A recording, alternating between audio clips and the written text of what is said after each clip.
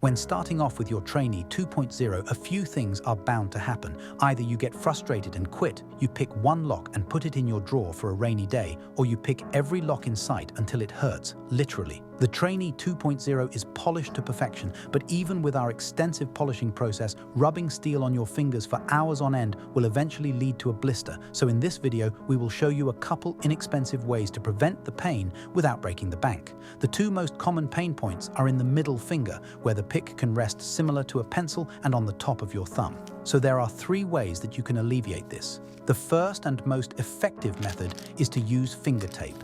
Finger tape is great because for $7 you can get 32 feet, which will last for several months. The only downside is that it will put pressure on your fingers right in the joint area, which limits mobility and adds one layer between you and the pick. The second is to use hockey or knob tape to wrap the pick. Wrapping your pick can be effective, but could still lead to slightly dampening feedback. And if you ever want to remove it, just similar to a hockey stick, you could have sticky residue. It runs about $7 as well and is a more permanent fixture, as you will not likely remove it every session.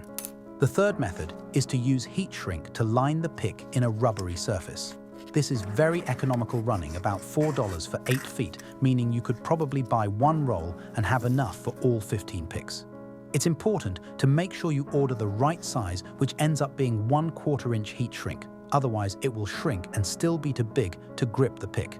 To do this process, you will want to insert the handle end into the tubing and cut it off at the end of the handle.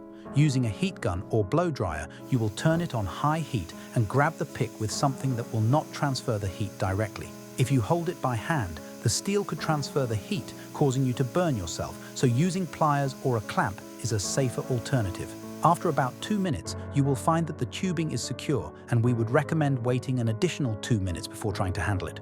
To recap, each one of these methods has their drawbacks, such as limited mobility, sticky residue, and dampening feedback. We encourage you to try each solution, and if all else fails, you could always 3D print your own handles if that is an option. If not, we do offer picks with carbon fiber handles for a more comfortable pick. If you want links to anything in this video, please check out the description. Otherwise, if you have any questions, feel free to drop them in the comments below.